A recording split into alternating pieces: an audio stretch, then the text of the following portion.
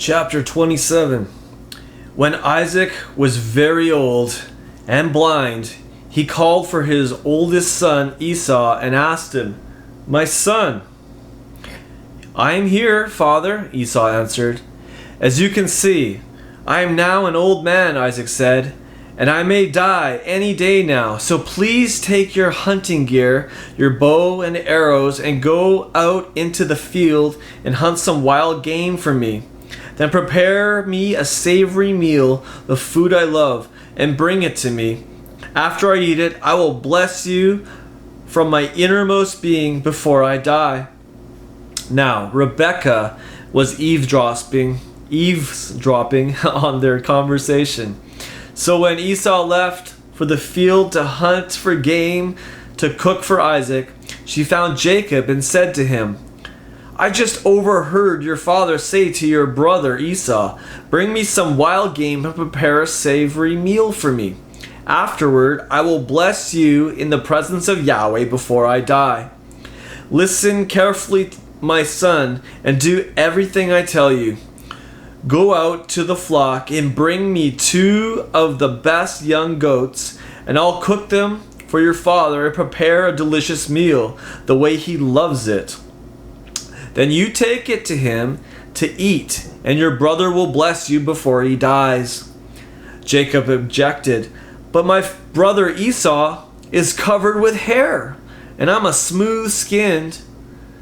If my father feels my hairless skin, he'll know I'm not Esau, and he'll think I'm a trickster, and I'll end up bringing a curse upon myself rather than a blessing." "My son," his mother said, "let any curse against you fall on me alone. Just do what I say and go and get the goats for me." So he went and got the goats and brought them to his mother. She prepared a delicious meal just the way his father loved it. Then Rebekah picked out the best clothes of her older son Esau and put them on her younger son Jacob. She covered Jacob's hands and soft part of his neck with goat skins.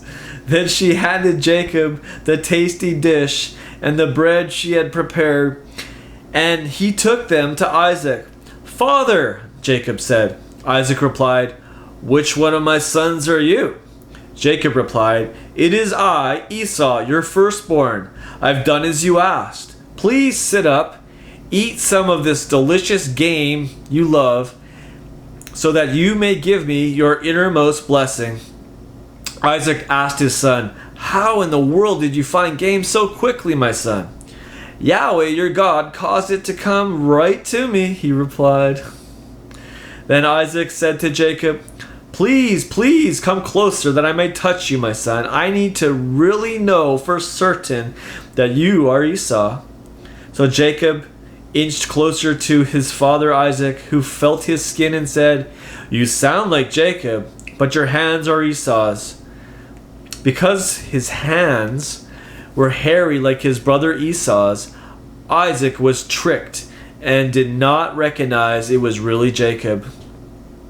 As he was about to give him his blessing, Isaac asked him again, "Are you really my son Esau?" Jacob answered, "I am." "Then bring the food to me," Isaac said, "and let me eat my son's game. Then I will give you my blessing." So Jacob gave his father the food, and he ate it.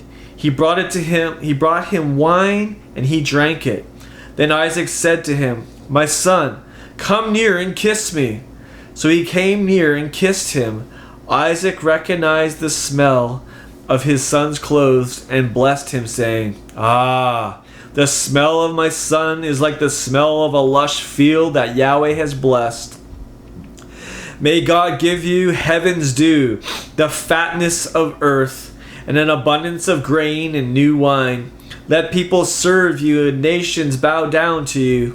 May you be master over your brothers, and may your mother's sons bow down to you. Those who curse you will be cursed, and those who bless you will be blessed." No sooner had Jacob left from receiving the blessing of his father Isaac Then his brother Esau arrived home from hunting. He too prepared a savory meal for his father and took it to him. He said to Isaac, "Sit up, my father. Eat of your son's wild game so that you can give me your innermost blessing."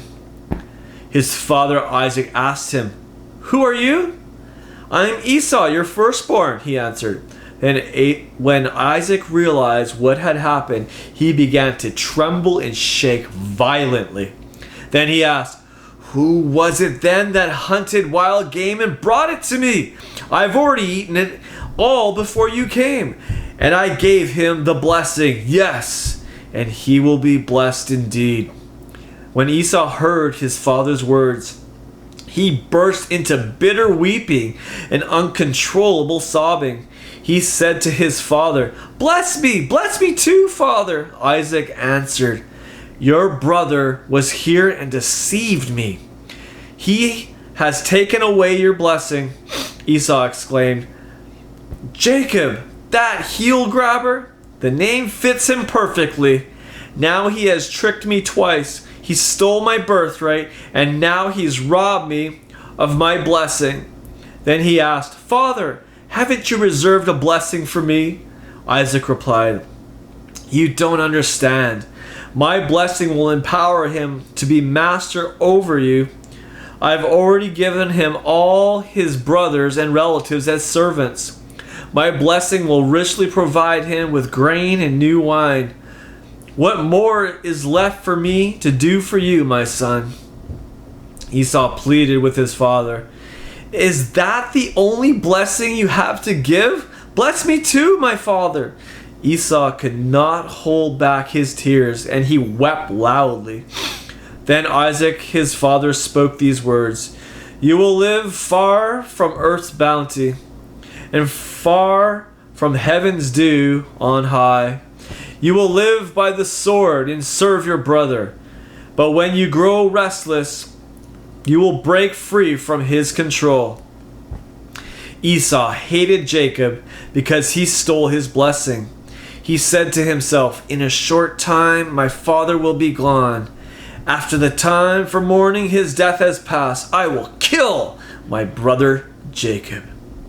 But when Rebekah found out about her older son Esau's plan, she quickly sent for her younger son Jacob and said to him, "Listen, your brother Esau is planning to exact revenge by killing you. My son, you must do what I say. Run away at once to my brother Laban in Haran. You can live with him for a while until your brother calms down. After your brother's anger has died down and he has forgotten what you've done to him, I will send a messenger to bring you back from there. Why should I lose both my sons in one day?"